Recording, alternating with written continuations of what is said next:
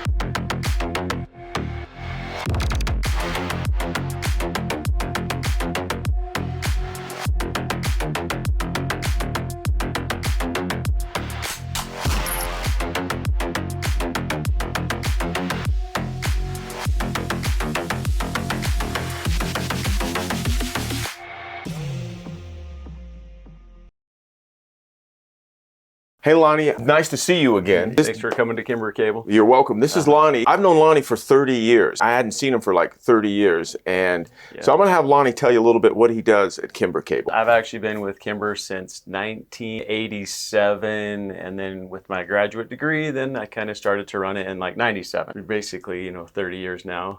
I went to Weber State, met Ray, lived in Ogden, was doing a car system.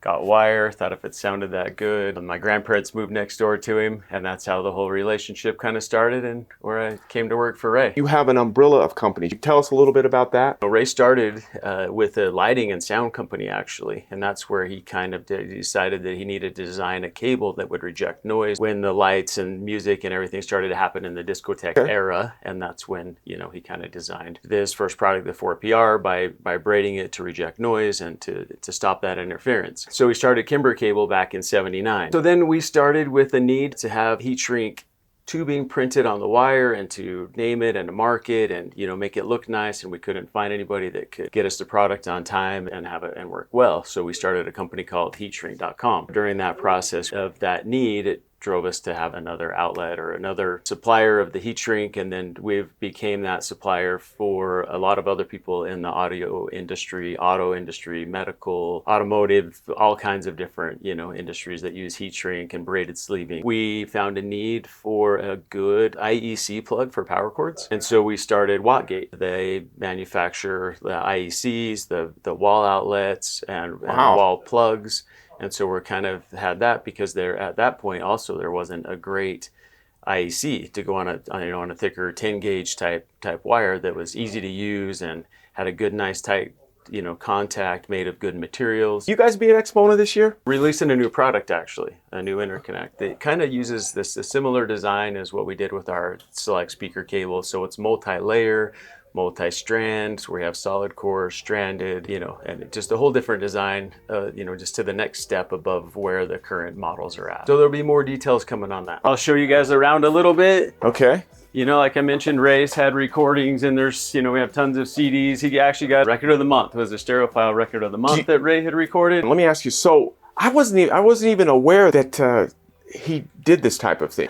I'm going to talk to Ray a little bit later. Yeah, we'll see a ton of that up at Weber State, because he actually has a recording studio at Weber State, a local university, an isolated microphone kind of cool little thing we'll see. It's called the IsoMike, and that's where his kind of recording and his passion for music came from.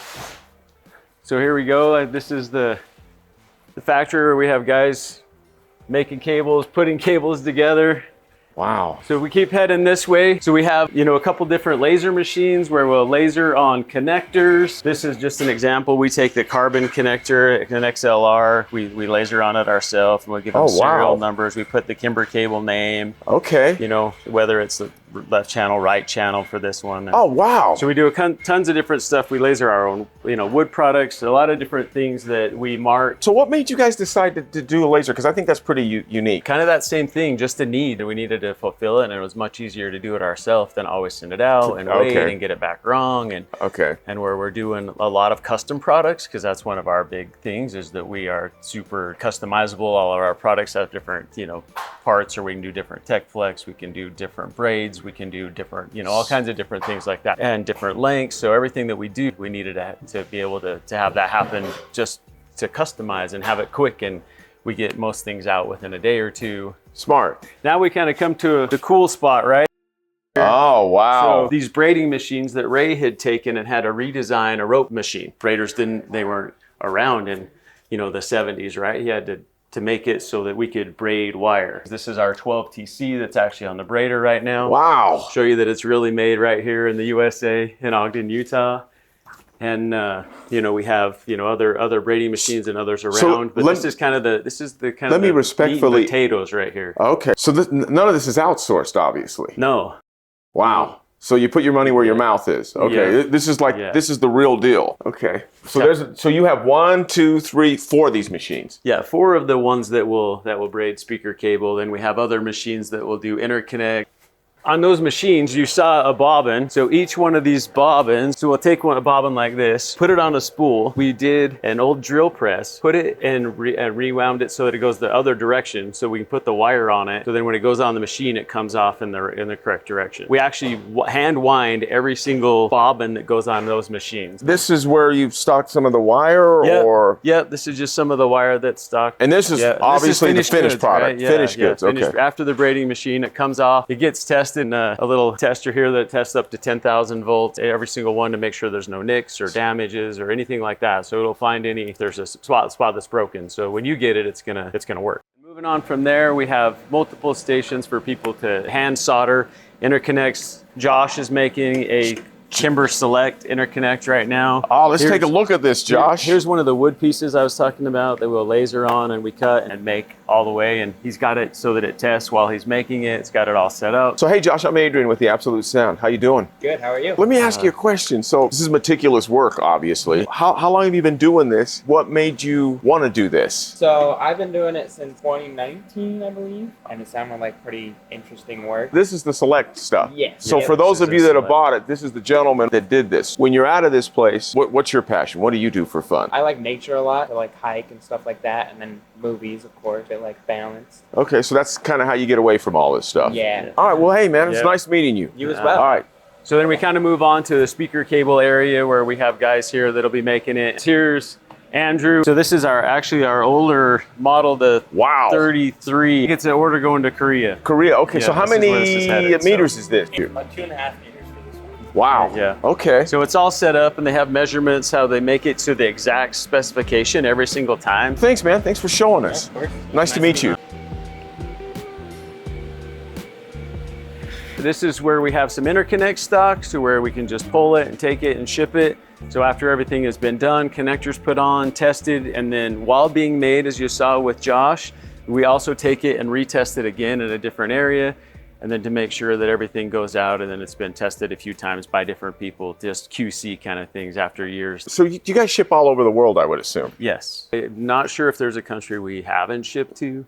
So this is like, for instance, right, a Hero, which we'll show you as an ultra plate, 1.5 meter, comes in a nice bag, a nice just little package that's sealed. A customer will know that it's brand new, it hasn't been touched, it comes from the factory sealed, and everything is nice. So. Nice.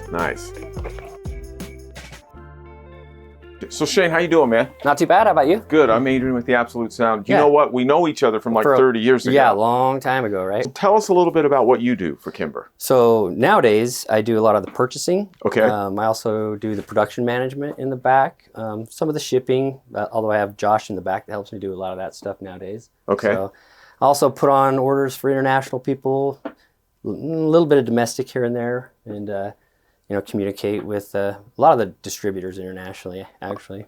So the next question I have to ask you, and I think I know the answer to this one. You've been here 26 years? Or No, I've been here since 1992. When you're away from all this and shipping and getting orders and making sure everything works and everything is flowing, what do you do for fun? I have a lot of hobbies. I mountain bike a lot. Okay.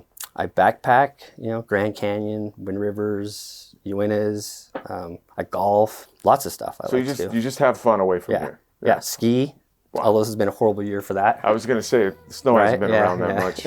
So basically, you're the social media guru. So you're the one that does all the Kimber Kable shorts and all that. Yes, everything that you see on our platforms, on social media, and then going to be on YouTube, it will be done from me.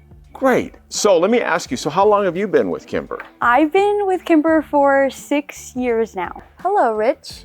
Hello. What do you do here at Kimber Kable? So I am the WBT product manager. That's what I mostly do, is I import and distribute the WBT brand. Same connectors we use on our cables. I also do a lot of the point of purchase products. I do a lot of the travel. I do the IT stuff, several different things. And how long have you been with Kimber Kable? I've been with Kimber Kable for 25 years. Can you show us a few examples of these connectors and how people can either purchase them or choose them for their cables? Most of our higher end cables already come with the WBT branded connectors. With the lower end cables, you can upgrade to the WBT. The WBT are made in Germany, and they are spades, bananas, RCA plugs and sockets. And then they also sell binding post, solder, a lot of different models of binding post that we don't necessarily use on our Kimber product, but we do sell to other manufacturers and dealers in Canada as well as the United States. Well, if you're a customer that's going to buy these and want to upgrade them yourself, WBT ships them with a little plastic tube on the inside that you have to remove. The tube helps hold the set screws in place so they don't fall out during shipping. But then you take that little tube out. Once you have your cable prepped, you insert it, tighten down the 2 set screws. Pretty much that simple. So on the RCA plugs, there's a set screw that's for strain relief, but when you insert the cable, there's a side for the positive and then there's a side for the negative.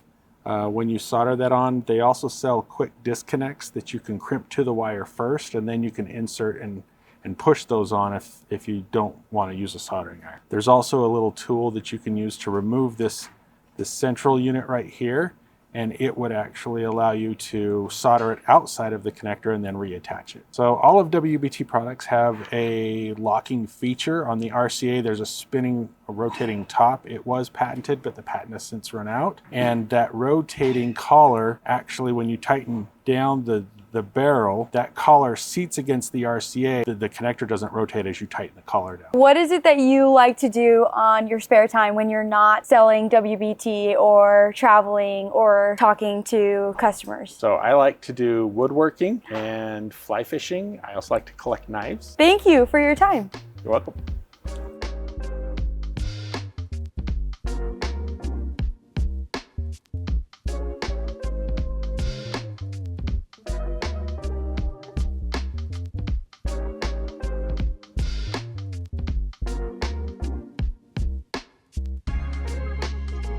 So Jeff, I'm Adrian with the Absolute Sound. Nice to meet you. We're in this heat shrink department, and I'm told that you're in charge of this, and this is like your baby. So can you explain? This is. Well, yeah. Can you explain to us what goes on here and what you do here? Yeah, so right now we're standing in front of our Tech Flex rack. We have a bunch of different sizes and colors, our PET, and then we have Tech Flex galore. So we even have some more around the corner, but we stock a ton of Tech Flex items, a lot of Sumitomo, some Canusa. Lots of different heat shrinks and things like that. And what about over on this side? This is the heat shrink. So can you tell us a little bit about this? So this is where we stock our 4-foot sticks. A lot of our product comes as a 4-foot stick or rolls. Okay. And so this is just kind of our 4-foot stick wall. There's a bunch of different products mixed in here. We have some with glue, some without glue, different shrink ratios, just a whole wide range of everything. Okay. So, how long have you been with Kimber, and how long have you been doing this, if you don't mind me asking? I've been with the company about 27 years now. So the heat shrink, it also has the Kimber emblem on that. So can you give us a demonstration how that works, and can you take a look at that? Absolutely. We can set up our printer and get some stuff rolling all right, for you. Let's do that.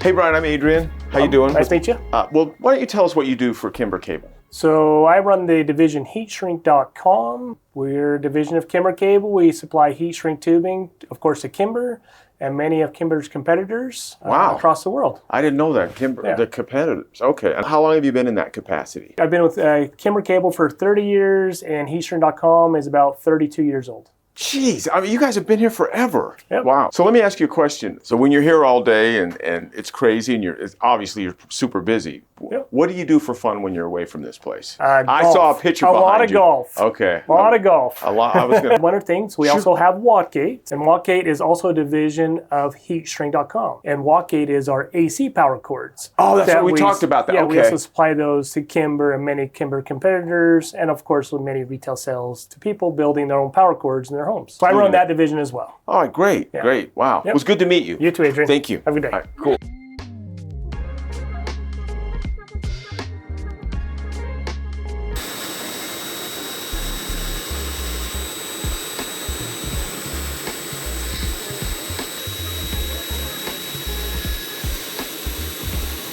So we're in the wood shop. Chuck, I'm Adrian with the Absolute Sound. Hey, Adrian, nice to meet you. You're the graphic designer, correct? Yes. Okay. You're probably wondering, well, why does Kimber Kable need a wood shop? Because that's exactly what I'm wondering. But before you answer that question, how long have you been with Kimber? Since 2006. So you've been here like everybody else forever. Yeah, quite a while, yeah. And you got your degree in graphic design, it's safe to assume? Yeah. So walk us through, I'm trying to figure out, why does Kimber need a wood shop? I'm going to hand that over to you and let you explain to us. Yeah, well, so part of it is a lot of the cables that were already being designed before I got here were designed with some of these wood block accents, some like kind of exotic woods that went on our select interconnects. We used to outsource those, but then over time we've started to take care of making the parts in-house. Which is actually really smart, so that way you don't have to depend on somebody holding you hostage, so to speak. Yeah. So the wood parts, which they're really attractive, is it just to have a classy look or just a different look for the cables? Is that the reason to do it, or does it affect the cable in any way? They're designed as like on the interconnects as strain relief and things like that, but mostly it is a way to show the brand, and it is you know, some to show the quality, and like this is a high-end cable. We don't use the wood blocks on some of our more entry-level stuff. It's just kind of the best stuff that we have. We like to kind of show a little bit of that craftsmanship. And aesthetically, it's pretty pleasing as well. This area right here is where we finish some of the blocks. We'll oil them here as well, and kind of take these and get them nice and shiny and oiled and looking nice. You too. Welcome to Weber State University. Adrian and I are going to go visit Ray. He has a studio here. Oh, by the way, this is where Lonnie went to school. Yes, it's where I got my master's degree in accounting. But a beautiful backdrop, right? Beautiful area of Ogden. Yeah, we'll come check out Ray's studio. Here we go. Let's go.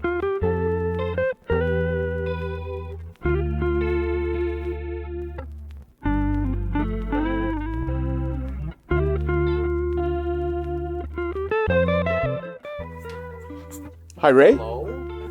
I'm Adrian Alexander with the Absolute Sound. Ray Kimber, nice to meet you.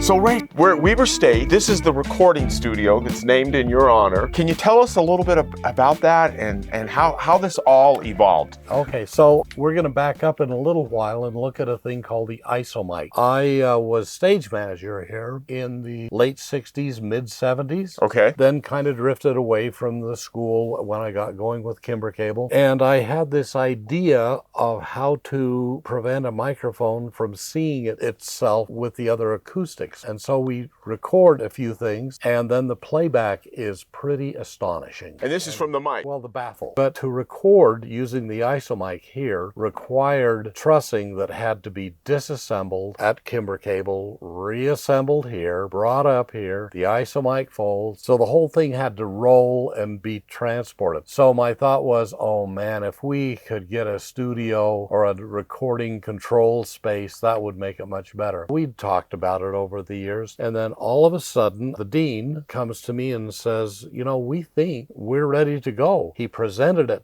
in the general faculty meeting, and then he left for the vote to be taken. It was 100%. There was in your favor. Yes. Okay. I mean, I was emotional about it. Sure. So we were off and running. Imagine in the state school here, 7 feet down, so heavy construction equipment into the building, dig 7 foot down, new footings, new foundations that are all isolated on separate footings and foundations. Okay. And it's separate from this to that, Okay. to out in the hall. Wow. And then so rubber isolators. So this room is like completely isolated. There's nothing that touches this room to that one or the rest of the building. So Ray, so I have a couple of questions. Before we cover the studio and how this all evolved, tell us, how did you get into this business? And the reason I asked that question is somebody said a long time ago, nobody grows up to be in the hi-fi business. You know, they kind of just fall into it. Oh gosh, I have always been fascinated with electronics and sound and things that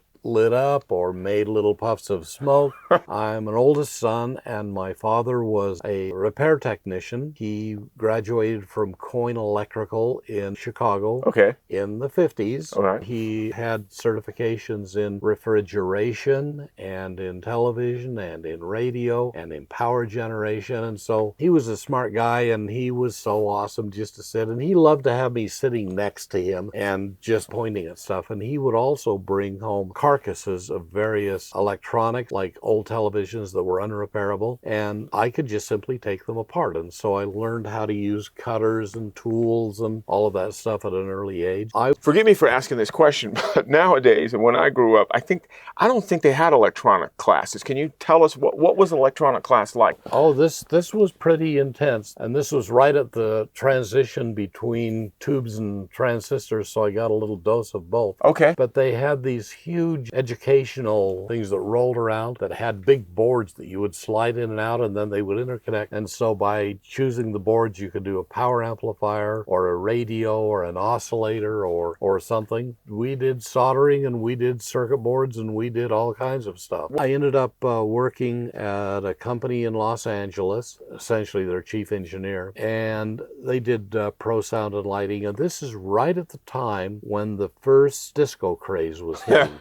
Okay, I remember that. This was right on the top of Saturday Night Fever. Okay. And before this, lighting in an entertainment venue, you would have the lights that were either from back of house or on stage, and the speakers would hang on the proscenium. Okay. So they were separated from each other, and the lights didn't flash that much. But in a disco, you had arc discharge, you had neon, you had strobe, and just things that flashed. Every time you do that, every time you turn that power on and off, you have an electrical disturbance. And now you have the speakers in the middle of all those lights. I figured out that the speaker cable was acting kind of like a huge antenna, pulling all of that noise back in to the sound system. So help me with this. I'm fascinated to learn how did you figure it out, and can you explain it to me or us in ways that I can understand? So we could set up amplifier and speakers in the shop that we had, and if we brought lighting equipment near it,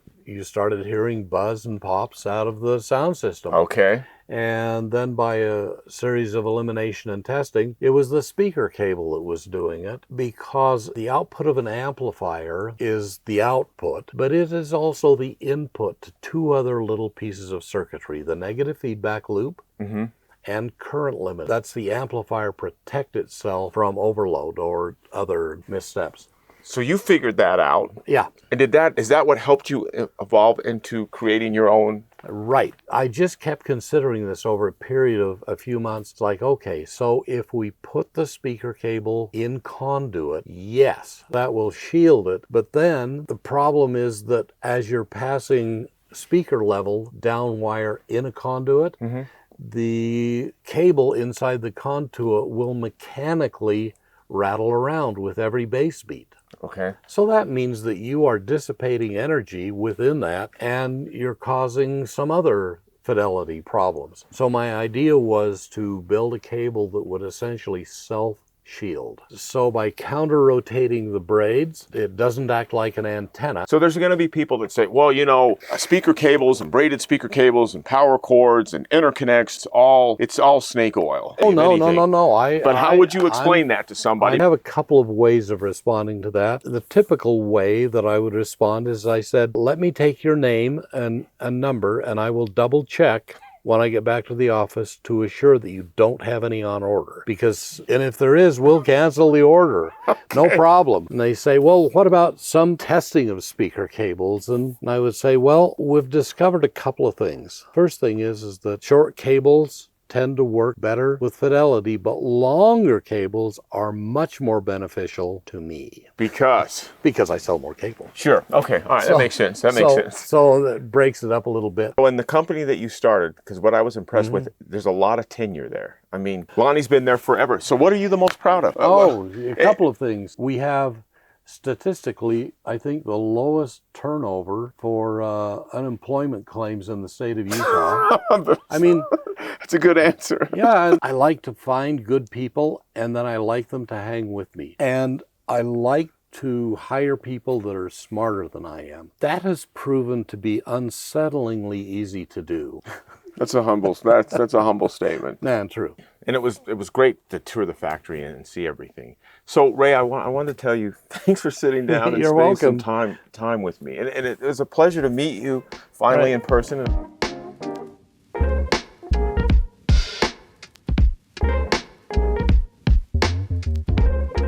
The microphones aren't suspended around it right now. So this is what you invented? Yes. Okay. Yes, and there are other disc or barrier separations for microphones like the Jecklin disc or the Schneider disc. But my idea was to have it a lot bigger for other reasons and also highly absorptive. Okay. If you put your ear over there close to the panel, you'll get the idea that it's very thirsty for acoustics. It is. It soaks it up. It is. I would be in the position of being the performers. So there would be a microphone hanging like in here and in there. So through the notch, all of the performers could be seen by both front microphones. Okay. So it controls the acoustic separation. And so this is where it normally is stored about 50 feet higher than this. This is where it lives when it's not being used. When it is being used, if you can just envision taking this and they take it on some cart and then it's moved. Oh, out here. So we're on the stage at Weber State University. Yes. Okay. And so it comes out here and it will actually end up hanging on chain hoists from the ceiling out here. So about 3 or 4 rows back and then up high enough that this would give you the perfect presentation to pick up the sound. And so it hangs there. And then we also have hundreds and hundreds of foam core panels that we can place on the seats so that the hall becomes more reverberant. Okay. For some performances. Wow. I'm glad I got a chance to see this. Thank you. You're welcome. Thank you. Okay, so you build all these fine cables and power cords, so you have to have a place to listen to them and evaluate them. So this room has a great deal of audio history. It started as an audio room. The company that was here before that I worked for quite a while made recording consoles and the monitor speakers and the equalizers and limiters. And so this room was born with audio in mind. Okay. We use it now for critical listening, for enjoyable listening, and we usually have at least 1 or 2 different speaker systems set up. We've got a few extra ones set up for you today. Oh, thank you. You're welcome. We've got Grande Note speakers. We've got Sony SSAR1s. Years ago, I get an email from somebody in Sony, and he says, "Hello, Ray-san. This is Yuki. Maybe you remember me. I met you a few CESs ago with somebody. I didn't remember that. But anyway, he says, I have a question. If we sent you some speakers, would you listen to them and tell us what you think?" And sure. I'm expecting, given what Sony is doing at the time, some desktop speakers or computer speakers or something. The following day, he says, "Oh, thank you. And is it also okay if I come over and listen with you and bring the designer of the speakers?" This is from Japan. Okay.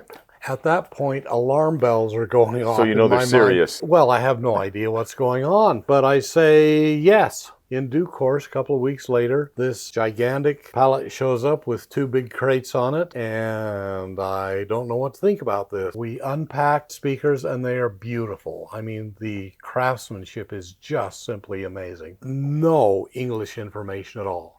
But we Googled some of the information on the crate and we put together that, oh, these speakers are $20,000 a pair, more or less, maybe a little more, and that they're growing their own trees. What? Did that translate correctly? Turns out they were. And we hooked them up just to make sure they play, and they sound good. When they get here, we're listening very, very carefully, getting a better and better impression of them. And I say, okay, so Yuki, congratulations, I think. These sound as good as anything that I've heard in anywhere near that size or price. What are you going to do with them? We don't know. So I say, well, if you can send me 2 more, we're going to go to Rocky Mountain Audio Fest. Send me 2 more and we'll play them at the show. He says, and can we come back? Yes. Well, they ended up coming over. They also ended up with a bunch of Sony admins and executives, and they ended up on the cover, I think, of the Absolute Sound. Wow. These are the speakers right here, Sony SSAR1s.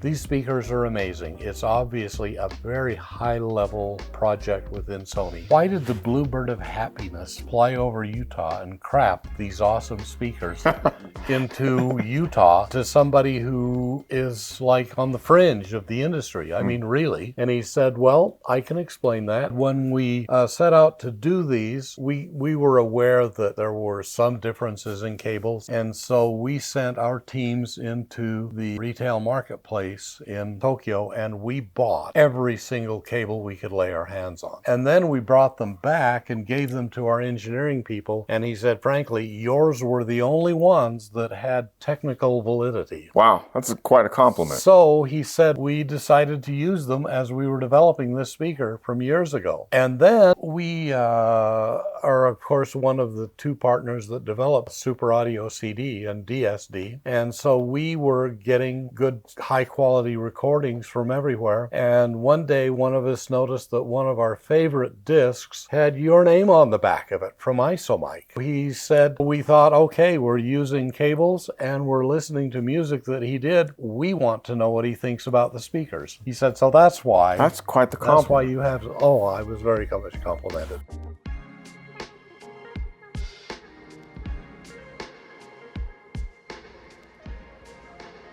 So Lonnie, before I leave, a couple more questions. Hey, this is a great facility, great company, great employees. But I do want to ask you one question because I know that sometimes it's an issue in the industry.